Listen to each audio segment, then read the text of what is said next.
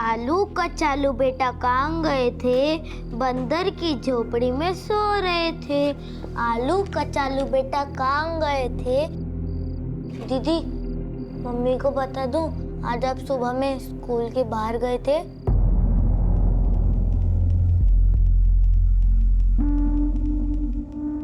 और कैसे हो? बढ़िया है। क्या निरंजन, ऐसे कब तक घिसते रहेगा?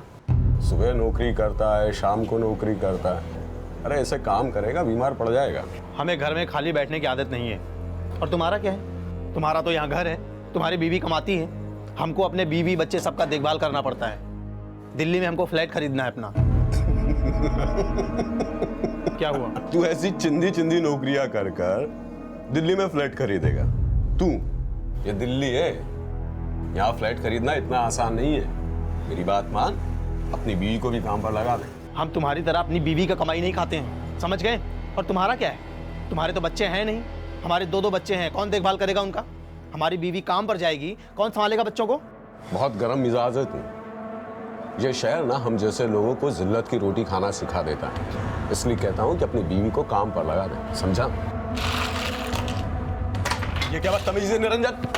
हाँ, तूने जिल्लत की रोटी खाना सीख लिया है ना? अब ज्यादा चपड़ चपड़ करेगा ना तो इससे भी बुरा हाल करूंगा, समझ गया?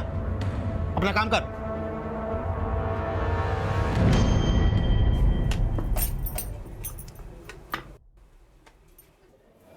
देख ली सीरियल? हाँ मम्मी।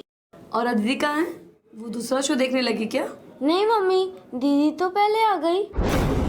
अदिति तो घर पे आई नहीं, कहाँ है वो?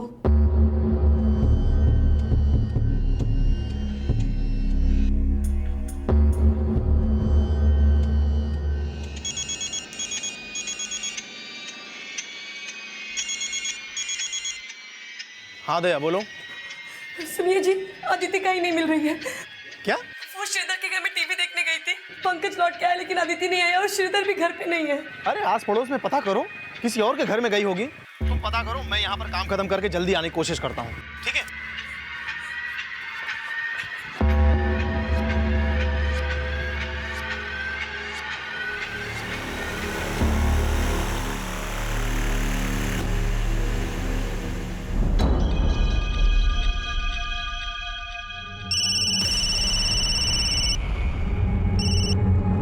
हाँ दया, हम चारों तरफ देख लिए, कहीं कुछ पता नहीं चल रहा है। हमको तो बहुत चिंता हो रहा है। आते हैं। अरे भाई, वो मेरी बेटी अदिति को देखा क्या? यहीं पे खेल रही थी शाम को। अरे निरंजन भाई, कौन सी दुनिया में हो? ये दिल्ली है दिल्ली, यहाँ रोज बच्चे गायब होते हैं। जल्दी पुलिस को फोन करो। हाँ।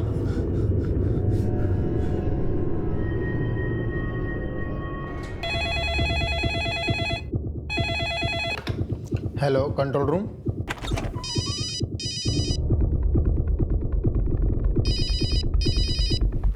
हेलो, इंस्पेक्टर गौतम मिश्रा है। आप डिटेल्स भिजवाइए, मैं दिखवाता हूँ। आई लुक इनटू इट, आप जल्दी से डिटेल्स भिजवाइए। जी। हेलो। हाँ Naveen. Yes sir. Yamuna Vihar Janata colony से एक लड़की लापता हुई है, 7 साल की है, नाम अदिति। मैं डिटेल्स भेज रहा हूँ, फौरन वहाँ पहुँचो। Okay sir.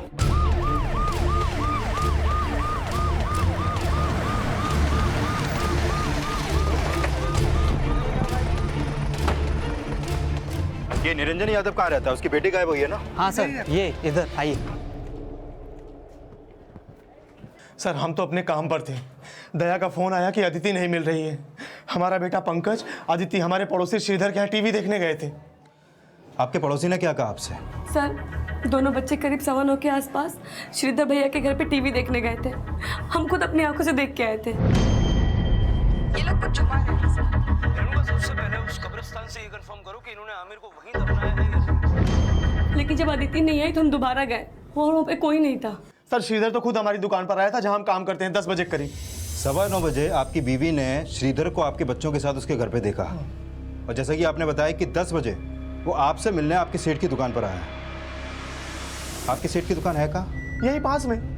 लेकिन श्रीधर तो बोल रहा है कि जब वो हमारी दुकान पर आया था तब दोनों बच्चे टीवी देख रहे थे उसके घर में। श्रीधर भैया, अदिति कहाँ है? वो आपके घर टीवी देखने आई थी पंकज के साथ।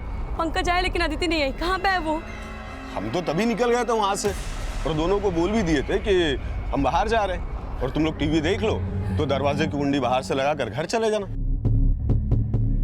क्या लगता है गुप्ता, ये श्रीधर का हाथ है क्या बच्ची के गायब होने में? कनेक्शन हो भी सकता है सर, क्योंकि बच्चे उसी के घर में टीवी देख रहे थे। ठीक है, फिलहाल बच्ची का फोटो सर्कुलेट करवाओ और आसपास पूछताछ करो। मैं पहुंच रहा हूँ। Okay sir. अदिति को गायब हुए 2 घंटे बीत चुके थे, लेकिन अब तक अदिति से जुड़ी कोई भी लीड सामने नहीं आई थी। वहीं अदिति के माता पिता को कई तरह की आशंकाएं घेर चुकी थीं, जो किसी भी तरह के नतीजे से ज्यादा भयावह थी।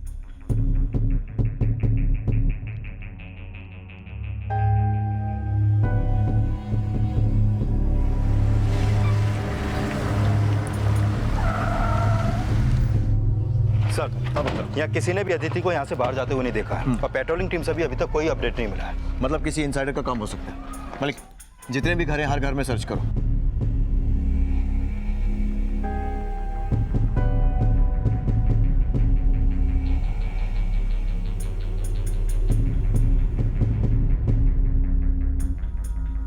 अदिति का भाई कहाँ है जो उसके साथ टीवी देखने गया था? वो तो रो रो के सो गया है अंदर। आपने कुछ पूछा उससे, कुछ बताया उसने? सर वो कह रहा है कि अदिति श्रीधर के घर से पहले ही निकल गई थी अपने घर आने के लिए। श्रीधर कहाँ रहते हैं? यही पड़ोस में।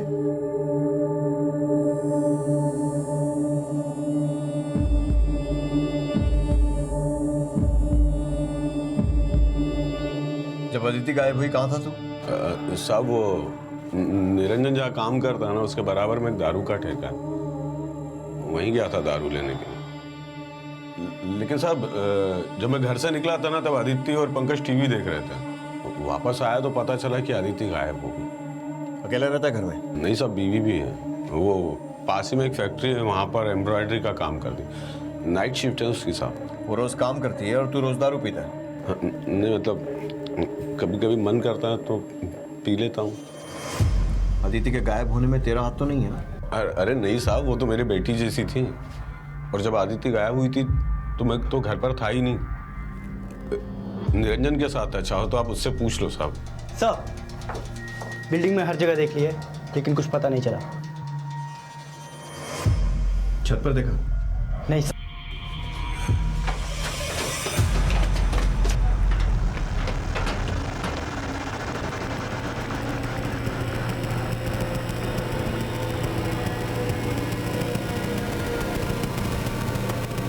नवीन सर,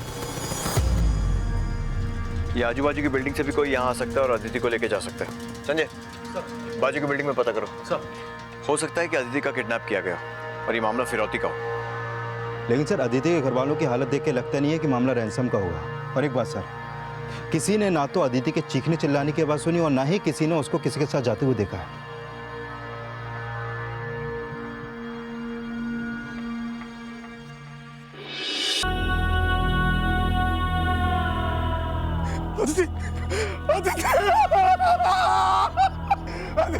किसने मारा हमारी बच्ची?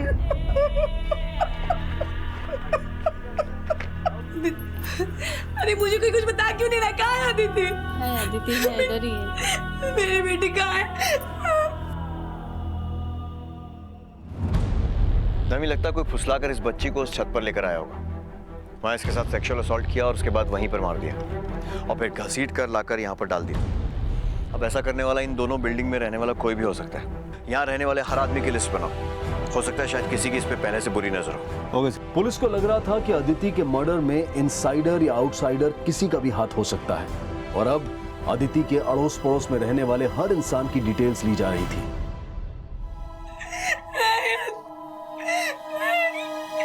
क्या बिगाड़ा था ना मेरी बेटी से किसी का?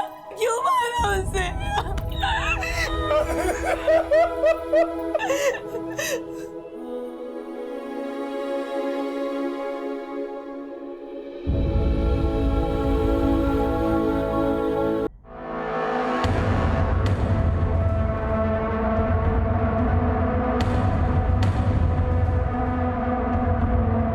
पहले तू खुद अपने फ्लैट से निकला, फिर अदिति को इशारे से बुलाया और तू ही उसे अपने साथ लेके छत पे गया, उसका रेप किया, उसे मार के फेंक दिया। नहीं सर, मेरा यकीन करो, मैंने कुछ नहीं किया।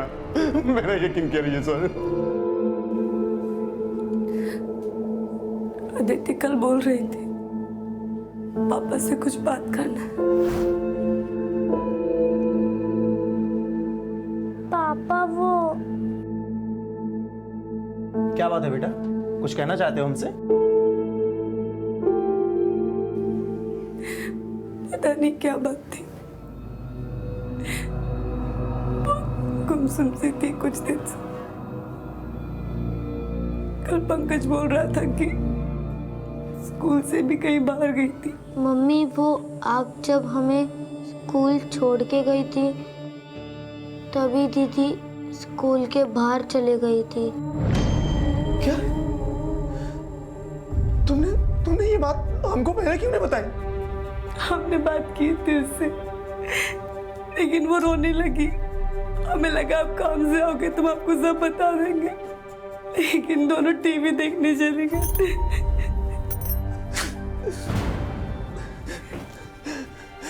हे बेटा, पंकज बेटा, दीदी स्कूल से कहाँ गई थी? कुछ पता है तुम्हें? ये पंकज भी तो टीवी में ही घुसा रहता है। इसकी दीदी कहाँ गई इसको कुछ पता नहीं चला। बेटा याद करने की कोशिश करो, जब तुम और दीदी टीवी देख रहे थे तो दीदी कहाँ चली गई थी? कुछ जानते हो बेटा? पापा हम और दीदी टीवी देख रहे थे, तभी एक दाढ़ी वाले अंकल हमें दरवाजे से देख रहे थे। दाढ़ी वाले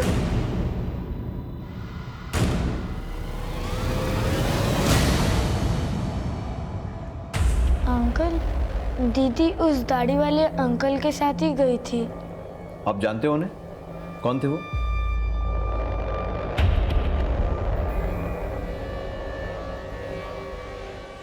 अच्छा, वो वहाँ कब आए थे? शुरू से बताओ। हम और दीदी टीवी देख रहे थे, तभी श्रीधर अंकल चले गए। बच्चों मैं बाहर जा रहा हूँ, तुम लोग टीवी अगर देख लो तो बाहर से दरवाजा लगाकर बंद कर देना। आमिर और सुमित के घर के आसपास पूछताछ करो। मुझे लगता है कि सुमित के साथ साथ दी एक सेकंड रुको ना, खत्म होने को है, साथ में चलेंगे। आस पड़ोस का हो सकता है या फिर कोई करीबी, जिस पे भी डाउट आ रहा है उठा लो। सर हमने देखा दीदी उस दाढ़ी वाले अंकल के साथ ही गई थी। सर आपको एक बात और बतानी थी। क्या? पंकज बता रहा था कि अदिति कल स्कूल से कहीं बाहर गई थी और छुट्टी होने पर आई थी। कहाँ चली गई थी? ये तो पंकज को भी नहीं मालूम, लेकिन अदिति ने ऐसा पहले कभी किया नहीं है। क्या उसको स्कूल में किसी से कोई परेशानी थी? लगता तो नहीं सर। पैसों की तंगी की वजह से इस बार हम सही समय पर फीस नहीं जमा कर पाए थे, तो इन दोनों को प्रिंसिपल ने सजा दी थी। हमें और दीदी को क्लास के बाहर खड़ा किया था।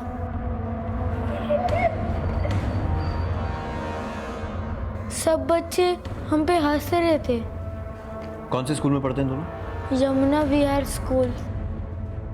इनके स्कूल में पता करवाओ और इनके आसपास रहने वाले जितने भी दाढ़ी वाले लोग हैं सबकी शिनाख्त का बंदोबस्त करो। Okay sir. अदिति के भाई पंकज के बयान के आधार पर अब माना जा रहा था कि अदिति के साथ उस रात जो कुछ भी हुआ था उसमें किसी दाढ़ी वाले आदमी का हाथ था, और अदिति के भाई से उनके घर के आसपास सभी आदमियों की पहचान करवाने की कोशिश की जा रही थी। वहीं पुलिस की एक टीम अदिति के स्कूल में भी पूछताछ कर रही थी।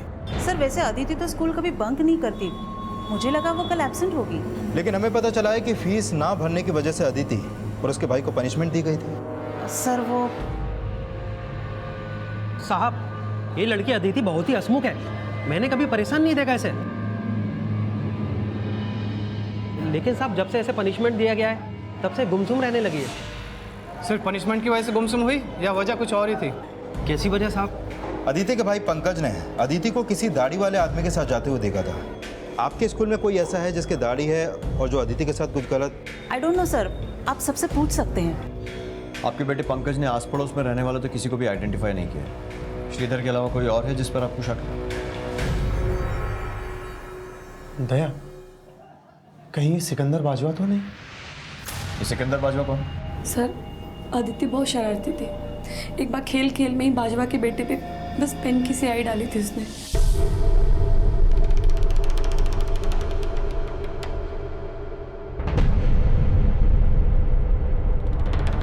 निरंजन तेरी लड़की ने मेरे बेटे का 1000 रुपए का शर्ट खराब किया है, पैसे देने होंगे तुझे। अंकल, सोनू ने भी एक बार मेरे ऊपर इंक फेंकी थी। चुप रही चीरी मेरी, पूरी सोसाइटी को पता है तू कितनी शैतान है। अगर तेरे बाप ने इसका पैसा नहीं दिया ना तो हमारी बेटी से ठीक से बात कर। सर मैं तो कल आगरा में था, आज ही सुबह लौटा हूं, आप चाहो तो चेक करवा लो। हाँ नवीन बोलो। सर स्कूल के गेट कीपर से एक इन्फॉर्मेशन मिली है। कल छुट्टी से पहले अदिति को एक आदमी स्कूल के बाहर छोड़ के गया था।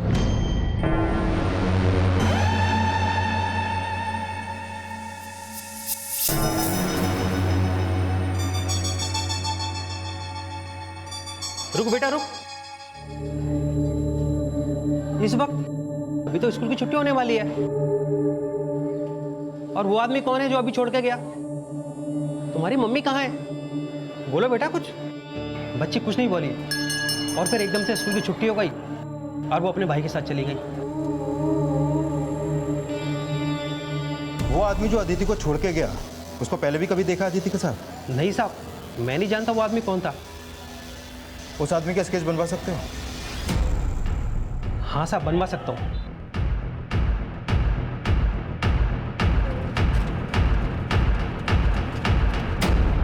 सर अदिति का पोस्टमार्टम करने वाले डॉक्टर का कॉल आया था। उनका कहना है कि अदिति की बॉडी पर सेक्सुअल असॉल्ट के कोई साइन नहीं है और उसकी बॉडी पर जो चोट के निशान है वो भी उसके मर्डर के बाद के हैं। उसका मर्डर गला काट के ही किया गया सर।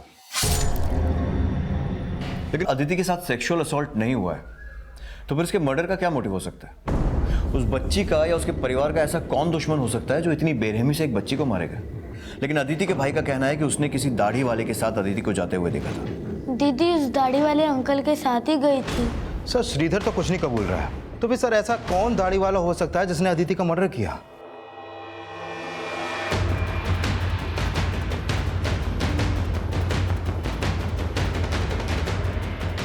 वॉचमैन के बयान के आधार पर उस इंसान का स्केच तैयार किया गया जिसने अदिति को स्कूल छोड़ा था और पूछताछ के दौरान उस अनजान शख्स से जुड़ी एक अहम लीड पुलिस के हाथ लगी। साहब इस आदमी और बच्ची को तो मैंने देखा यहाँ।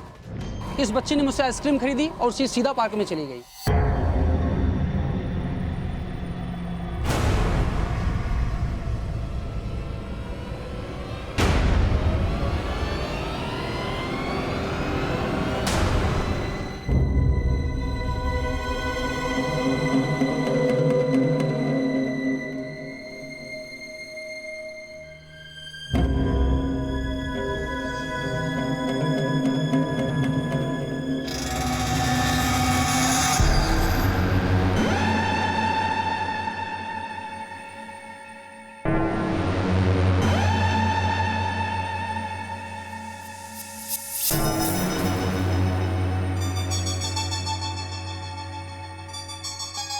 क्या टाइम रहा होगा? सर दोपहर का वक्त था।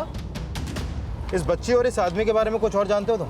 सर इस आदमी के बारे में तो नहीं, लेकिन इस बच्ची के बारे में जानता हूँ सर। ये अक्सर जो है हमारे यहाँ आइसक्रीम खरीदने आती थी सर ये। लेकिन सर कल इसके पास 100 के कई सारे नोट थे। अरे इतने सारे पैसे कहाँ से लाई बिटिया? आपसे मतलब 10 रुपए काट के 90 रुपए वापस करो। हिसाब किताब में तो बिटिया बहुत तेज हो। पहले तो 10-10 रुपए वाली आइसक्रीम 5-5 रुपए में खा के जाती थी, दोस्तों को भी खिलाई। ये पुराने वाले 100 रुपए भी रख लो। मैं जो दोस्तों के साथ खाए थे ना वो भी रख लो और ये एक्स्ट्रा वाले भी रख लो। अरे अरे बिटिया बिटिया बिटिया बिटिया बिटिया, ये लो, हमने अपने पैसे काट लिए और ये पैसे ले लो।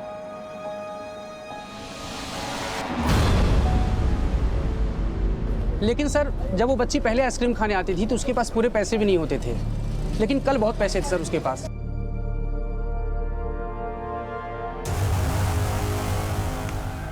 यही वो आदमी है जिसे अदिति के साथ देखा गया था स्कूल के बाहर।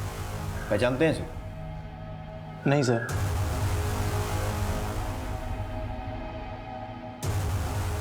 सर ये तो यहीं का एक इलेक्ट्रीशियन है।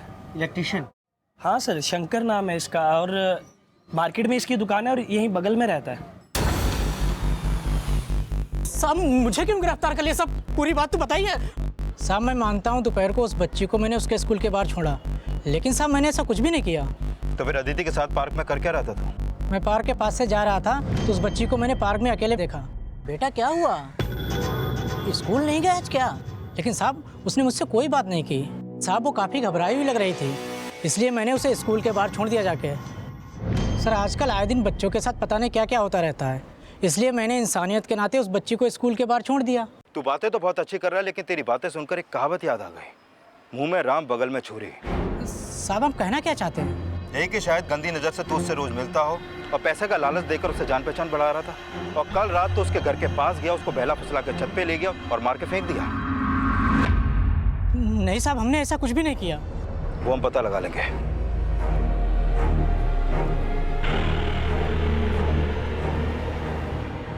नहीं अंकल, ये वो नहीं है।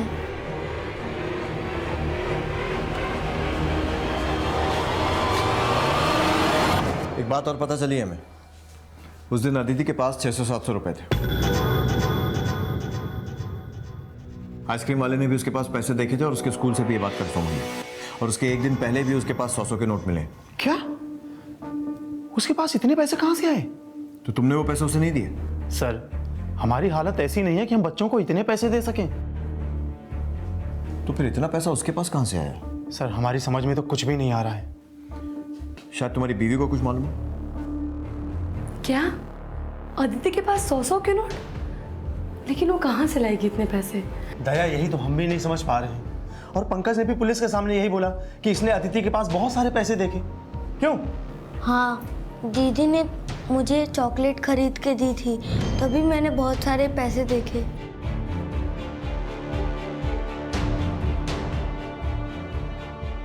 दीदी, इतने सारे पैसे आपको किसने दिए? दीदी ने हमें कुछ नहीं बताया। और तूने हमें पहले क्यों नहीं बताई ये बात? हमें लगा अब दीदी के ऊपर गुस्सा करोगी। निरंजन की आर्थिक स्थिति बेहद कमजोर थी, और ऐसे में निरंजन की 7 साल की बेटी के पास 700-800 रुपए होना काफी चौंका देने वाली बात थी। आखिर अदिति के पास इतने सारे पैसे कहां से आए? क्या आर्थिक तंगी में पली अदिति को कोई इतने पैसे देकर बहला रहा था? क्या वजह थी कि हमेशा खुश रहने वाली अदिति अपनी हत्या से 2 दिन पहले से उदास नजर आ रही थी? उसकी हत्या में उसके पास देखे गए पैसों का क्या कनेक्शन था?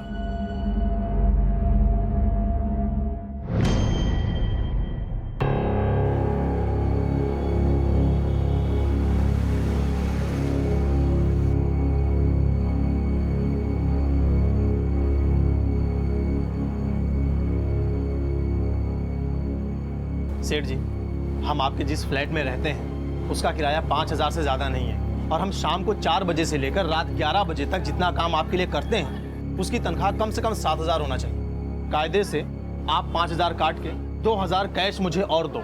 तुमने खुद माना था कि तुम मेरे यहाँ पर नौकरी करोगे और मैं तुमसे भाड़ा नहीं लूंगा। जो बात तय हुई थी ना, उसी पे रहो तुम। अरे वो बात तो तय हुए, कितना समय बीत गया है, तब से महंगाई कितनी बढ़ गई है। मेरे जिस फ्लैट में तुम रह रहे हो ना, उसका भी किराया बढ़कर 7,000 हो गया है। चुपचाप यहाँ पर काम करो, वरना नौकरी से भी जाओगे और जिस फ्लैट में तुम रह रहे हो ना, वहां से भी निकाल दूंगा तुम्हें मैं। गुप्ता, ये निरंजन का बेटा बोल रहा है कि इसने अदिति को किसी दाढ़ी वाले के साथ देखा था। दीदी उस दाढ़ी वाले अंकल के साथ ही गई थी। लेकिन किसी को आइडेंटिफाई नहीं कर रहा है। अब इसने वाकई में किसी को देखा था या नहीं, चक्कर कुछ समझ में नहीं आ रहा है। सर, 7 साल का बच्चा, हो सकता है उसने चेहरा ठीक से न देखा हो, लेकिन ये साफ है कि बच्चे श्रीधर के घर में टीवी देख रहे थे और अदिति के पास पैसा था। श्रीधर बेकार है, कोई काम धंधा नहीं करता और ऊपर से शराबी भी है, तो हो सकता है कि अदिति के पास इतना पैसा देखकर उसके मन में लालच आ गया, वही अदिति को छत पर ले गया और पैसे छीनने के चक्कर में उसको मार दिया होगा। सर, मैंने अदिति के पास कोई पैसा नहीं देखा। माना कि साहब मैं खुद कुछ नहीं कमाता हूं, लेकिन मेरी बीवी तो कमाती है ना साहब। वो खुद मुझको पैसा देती दारू के लिए। साहब, आप बिना किसी सबूत के मेरे पति पर कैसे इल्जाम लगा सकते हैं? उसने दाढ़ी रखी है, इसका मतलब ये थोड़ी ना कि वो किसी की भी जान ले सकता है। आप निरंजन से क्यों नहीं पूछते? उसने भी तो पहले दाढ़ी रखी हुई थी। आपका क्या मतलब है? एक बाप अपनी बेटी को। साहब, आप उसे जानते नहीं हो, वो बहुत गुस्से वाला है। एक बार तो उसने अपने छोटे भाई की जान लेने की कोशिश भी की थी।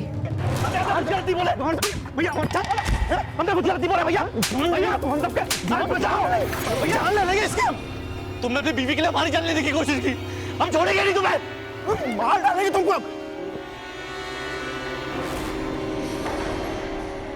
माना साहब कि मेरा पति दारू पीता है, लेकिन निरंजन तो उससे भी ज्यादा गुस्से वाला है। देखिए साहब, हम नहीं जानते कि उसकी बेटी को किसने मारा है, लेकिन हम सच कह रहे हैं कि हमारे पति ने कुछ नहीं किया है। सर, हमारी और हमारे छोटे भाई की आपस में कभी नहीं बनी। और इसीलिए उसकी जान लेने की कोशिश की? जान लेने की कोशिश नहीं सर, बस थोड़ी सी मारपीट हुई थी। क्यों? दरअसल सर दया दूसरे जात की है। 8 साल पहले हमें उससे गांव में प्रेम हो गया था। हमारे घर वाले नहीं चाहते थे कि हम उससे शादी करें, फिर भी हमने दया से शादी की। उसको लेकर यहाँ दिल्ली आए। यहाँ हम छोटी मोटी नौकरी करने लगे। हम अपने घर वालों को दिखाना चाहते थे कि हम उनके भरोसे नहीं हैं। अपनी कमाई से दिल्ली में खुद का घर खरीदेंगे। कुछ टाइम पहले हमारा भाई अविनाश दिल्ली हमारे घर आया। देखो भैया, हम यहाँ पर इसलिए आए हैं क्योंकि माँ बीमार है और तुमसे मिलना चाहती है। तुमको तो कभी उनका फिक्र हुआ नहीं है, लेकिन वो तुमको याद कर करके मर रही है। हाँ तो ठीक है, मिलेंगे माँ से, और क्या। और अकेले ही जाना। अपने बीवी बच्चों को लेके गए तो उन्हें देखते ही मर जाएगी वो। इन्हें अपना दुश्मन मानती है वो। अपनी उल्टा बीवी और उसके बच्चों की शक्ल कभी अम्मा को दिखाना मत। क्या गलत बोल रहे हैं? भाभी के बारे में क्या बोल रहे हैं? क्या बोल रहे हो? मारोगी मुझे? मैं नहीं निकलता। भैया हमको बाहर निकल। अविनाश ने हमारे बीवी बच्चों के बारे में बहुत गंदा बोला, बर्दाश्त नहीं हुआ। गांव कहाँ है तुम्हारा? बलिया, लेकिन अविनाश यहीं रहता है दिल्ली में। दिल्ली में कहाँ? यहीं पास में गोकुलपुरी। सर शायद निरंजन का इंटरकास्ट मैरिज करने का खामियाजा उसकी बेटी अदिति को उठाना पड़ा हो सकता है कोई निरंजन के बीवी बच्चों को मारकर उसे अकेला करना चाहता हो, जिससे वो गांव वापस चला जाए। हो सकता है। गुप्ता इसके भाई से मिलो और पता करो। Okay sir.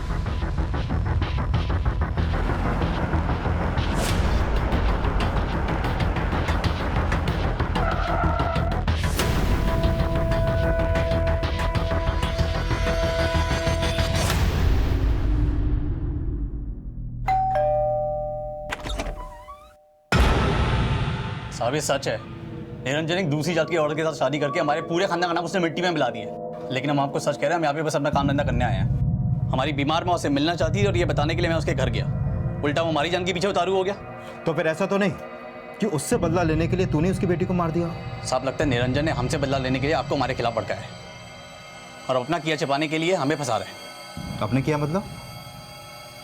तुम कहना चाहते हो कि निरंजन ने ही अपनी बेटी को मारा है? साहब देखिए, वो हमेशा से गर्म मिजाज का रहा है और अब गरीबी के कारण उसका दिमाग और भी खराब हो गया। साहब वह गांव में अच्छी भली खेती बाड़ी करता रहा और यहाँ पैसे के मुताज है। साहब हो सकता है गरीबी के बोझ में उसने अपना एक बोझ कम करने के लिए अपनी बेटी की जान ले ली हो। सर ये साफ है कि निरंजन की आर्थिक हालत ठीक नहीं, लेकिन हैरानी की बात तो यही है कि आखिर अदिति के पास इतने पैसे आए कहाँ से? और अब निरंजन का भाई अविनाश ये शक जता रहा है कि हो सकता है कि निरंजन ने ही गरीबी से तंग आकर अपनी बेटी को मारा हो। खुद को बचाने के लिए झूठ भी बोल सकते हैं। अदिति के मर्डर वाली रात इस अविनाश की एक्टिविटीज पता करो और इस निरंजन को भी इन्वेस्टिगेट करो। पंकज ने अदिति को किसी दाढ़ी वाले के साथ देखा था, ये बात निरंजन ने हमें मर्डर के अगले दिन बताई थी। अंकल, दीदी उस दाढ़ी वाले अंकल के साथ ही गई थी। हो सकता है उसी ने अपने बेटे को ये बात पढ़ाई और उसके बाद कभी श्रीधर और अब अपने खुद के भाई अविनाश पर शक जता रहा है। निरंजन जहां पर काम करता है वहां से उसके घर पहुंचने में मुश्किल से 5 से 7 मिनट लगते हैं। पता करो कि मर्डर वाली रात को 9 से 10 के बीच में वो कहीं गायब हो सके। Okay sir.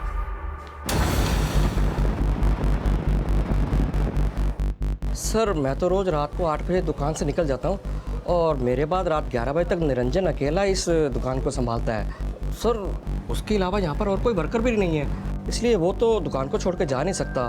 मतलब आप साफ कर रहे हैं कि निरंजन का अपने बेटे के मर्डर में कोई हाथ नहीं है? सर मैं मानता हूँ कि उसे पैसों की तंगी थी, इसी वजह से वो मेरा भाड़ा भी नहीं दे पा रहा था और इसलिए मैंने उसको यहाँ पर नौकरी दी और उसका भाड़ा माफ़ कर दिया। निरंजन के बेटे का कहना है कि अदिति को मारने वाला कोई दाढ़ी वाला था और दाढ़ी तो आपने भी रखी हुई है। नहीं सर ऐसा कुछ भी नहीं है। उस रात दुकान के बाद मैं तो शाहदरा चला गया था। सर एक बात पता चली, ये माला और श्रीधर का किसी तांत्रिक से काफ़ी मिलना जुलना है। तांत्रिक? जी सर, उनकी शादी को 8 साल हो गए हैं लेकिन उनके घर पे कोई बच्चा नहीं है। सर कहीं ऐसा तो नहीं कि अदिति का मर्डर किसी बली वली के चक्कर में किया गया हो? ये देखिए सर, ये उस तांत्रिक की फोटो है। उस बाबा से मिलते थे अपने गोद भरने के उपाय जानने के लिए, लेकिन साहब उस बाबा ने हमें कभी भी बली वली का उपाय नहीं बताया। सिर्फ बली का उपाय नहीं, अदिति के मर्डर वाली रात को वो खुद बलि देने आया था वहाँ पर, इसीलिए मर्डर वाली रात को तुमने उसे फ़ोन लगाया था। तुम वहाँ नहीं थी और श्रीधर भी वहाँ से निकल गया था। नहीं साहब, ऐसी कोई बात नहीं है साहब। वो बाबा तो बली वली में विश्वास ही नहीं रखते और साहब निरंजन हमसे ज़्यादा उनमें श्रद्धा रखता है। निरंजन? जी साहब, उस निरंजन ने ही तो मिलवाया था हमें बाबा से। सर हमने ही श्रीधर और माला को उस तांत्रिक बाबा से मिलाया था, लेकिन उसके कुछ समय बाद हमने उस तांत्रिक बाबा के यहाँ जाना छोड़ दिया था। लेकिन तुम मुझसे मिलते क्यों थे? सर हमें कुछ अच्छा काम नहीं मिल रहा था, घर का खर्चा बड़ी मुश्किल से चल रहा था, तो हमने सोचा कि शायद बाबा के उपाय से कुछ चमत्कार हो जाए, हम दिल्ली में अपना घर खरीद सकें। लेकिन सर कुछ समय के बाद हमको लगने लगा कि वो तांत्रिक बाबा हमको छल रहा है। छल रहा है या फिर कोई तंत्र मंत्र का उपाय बता दिया था उसने और तुझे भी लालच आ गया कि एक रात में करोड़पति हो जाएगा? सर आप कहना क्या चाह रहे हैं? वही जो तू समझ रहा है। कहीं ऐसा तो नहीं है ना कि अदिति का खून किसी तंत्र मंत्र के चक्कर में हुआ और तूने ही अपनी बेटी? सर, अगर उसने हमारी बेटी की बलि के उपाय के बारे में कहा होता हम उसको वहीं काट डालते। अच्छा, और अदिति का गला किसने काटा? उस तांत्रिक ने या फिर तंत्र मंत्र का उपाय बताता था ना वो? तू ये बता कि उसने किसको उपाय बताया, तुझे या फिर श्रीधर और उसकी बीवी को? आर्थिक तंगी से जूझता निरंजन जल्द से जल्द अमीर बनने की मृत तृष्णा में अपनी कमाई का एक बड़ा हिस्सा एक तांत्रिक की दक्षिणा में खर्च कर रहा था। वो सोच रहा था कि वो तांत्रिक उसकी जिंदगी में एक ऐसा चमत्कार कर देगा जिसके बाद वो रातों रात अमीर बन जाएगा और दिल्ली जैसे शहर में उसका अपना घर होगा। लेकिन सच्चाई ये थी कि अपने परिवार की बुनियादी जरूरतों को पूरा करने के लिए उसे 16-16 घंटे काम करना पड़ रहा था। पर क्या कोई बाप अपनी गरीबी के बोझ को कम करने के लिए अपनी ही बेटी को मारेगा? या फिर जल्द से जल्द अमीर बनने का कोई झूठा भ्रम उसे ऐसा करने के लिए ललचा देगा? अदिति के मर्डर में जितनी निरंजन की भूमिका शक के घेरे में थी, उतना ही शक श्रीधर और माला पर भी किया जा रहा था और यह जानने की कोशिश भी की जा रही थी कि कहीं उस तांत्रिक के छलावे में आकर उन्होंने अदिति का मर्डर तो नहीं किया था। और इस राज को जानने के लिए अब उस तांत्रिक की भूमिका को भी टटोला जा रहा था। कैसी बात कर रहे हैं आप? हम किसी को बलि का उपाय नहीं बताते। लेकिन मुझे लगता है कि तूने बताया है, या तो श्रीधर या उसकी बीवी को या फिर अदिति के बाप निरंजन को। खैर सच क्या है वो तो हम उगलवा ही लेंगे। नवीन लेके चलो इसको। ऐसे कैसे आप किसी को ले जा सकते हैं? देखिए हमारी बात सुनिए, क्या कर रहे हैं आप लोग? देखिए तांत्रिक बाबा के साथ साथ माला, श्रीधर, निरंजन सबको टटोला जा रहा था और अब अदिति के भाई से भी उस तांत्रिक की पहचान करवाई जा रही थी, लेकिन कुछ भी साफ नहीं हो पा रहा था। निरंजन के भाई अविनाश, पड़ोसी सिकंदर, बाजवा सबको इन्वेस्टिगेट किया जा रहा था। और अब एक बार फिर से पुलिस ने इस पूरे केस को रिविजिट किया।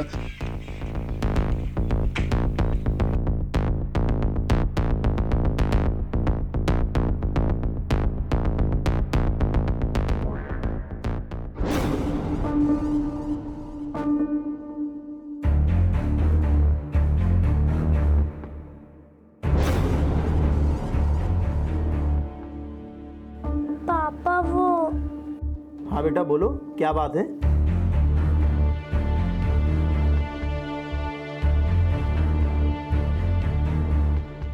क्या बात है बेटा, कुछ कहना चाहते हो हमसे? बोलो। उस दिन अदिति के पास 600-700 रुपए थे और उसके स्कूल से भी ये बात कंफर्म हुई है और उसके एक दिन पहले भी उसके पास 100 के नोट मिले।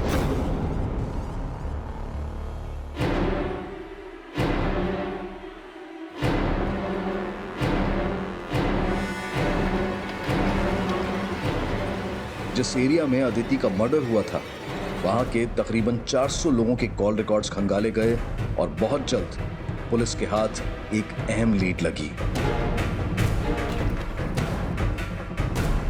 ये मोहित सैनी का फोटो सर, और मोहित की फोन लोकेशन अक्सर निरंजन के घर के आसपास की रहती थी और अदिति के मर्डर वाली रात भी मोहित सैनी का फोन वहीं पर एक्टिव था।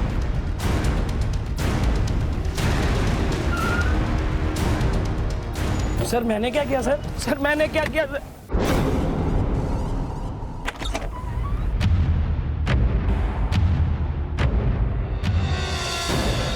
अब नौटंकी करने से कोई फायदा नहीं है। मोहित सैनी ने हमें सब कुछ सच सच बता दिया है और तुम्हारी भलाई इसी में है कि तुम भी सब सच बोल दो।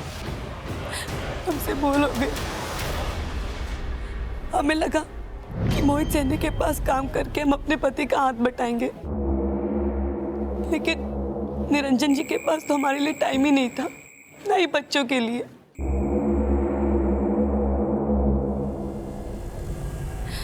मोहित के यहाँ काम करके हमें पता ही नहीं चला कि कब हम दोनों एक दूसरे के इतने करीब आ गए।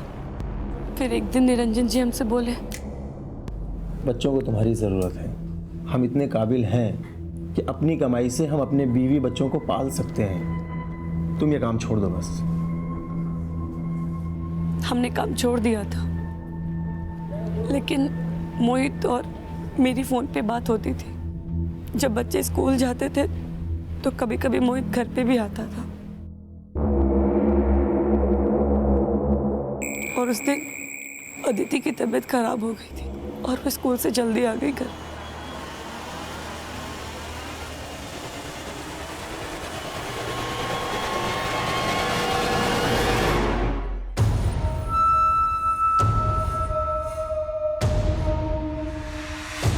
अदिति अपने पापा को कुछ ना बताए, इसीलिए हमने मोहित से पैसे लेके उसको दिए थे। वो तब तो चुप हो गई थी, लेकिन हमें लग रहा था कि कहीं वो अपने पापा को सब कुछ बता ना दे।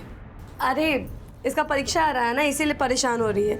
हमें लगा कि अगर निरंजन को सच पता चलेगा तो उनका गुस्सा इतना खराब है वो हमें जान से ही मार देंगे।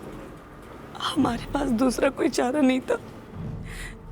उस रात जब अदिति पंकज के साथ टीवी देखने गई,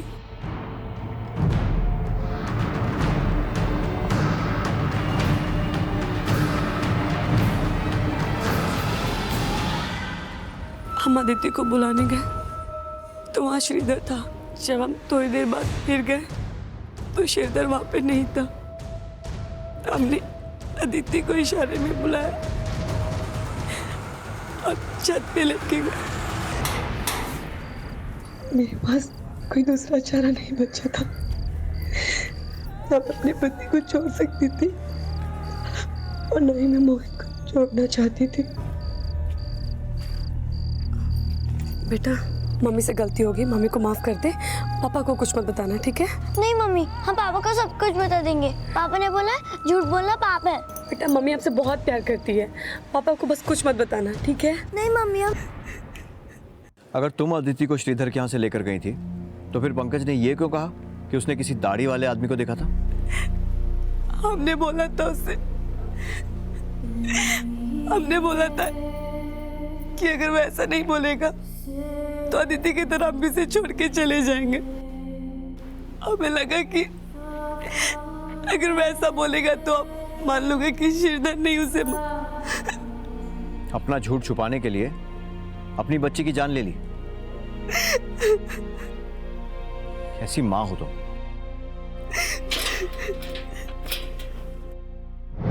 माना कि दया ना अच्छी माँ बन पाई और ना ही अच्छी पत्नी, लेकिन क्या निरंजन अच्छा पिता और पति बन पाया? बड़ा काम, अपना घर और अपने बड़े बड़े सपनों को पूरा करने के लिए वो हर संघर्ष करता रहा, लेकिन अपने परिवार से दूर होता गया। उसके पास ना बच्चों के लिए वक्त था, ना बीवी के लिए, और उसके गुस्सैल स्वभाव ने उसकी बीवी के लिए वो दरवाजे भी बंद कर दिए जिसमें शायद वो अपने एक गुनाह के लिए उससे माफी मांगने की कोशिश कर सकती थी। लेकिन उसके डर ने उससे एक गुनाह को छिपाने के लिए ऐसे कई गुनाह करवा दिए जिसने पूरे परिवार को बिखेर कर रख दिया। अब मैं अनूप सोनी आपसे विदा लेता हूं। फिर मुलाकात होगी अगले एपिसोड में एक और चौंका देने वाले केस के साथ। तब तक अपना और अपने परिवार का ख्याल रखें और देखते रहें क्राइम पेट्रोल सिटी क्राइम्स। सबक एक को, सीख हम सबको। जय हिंद।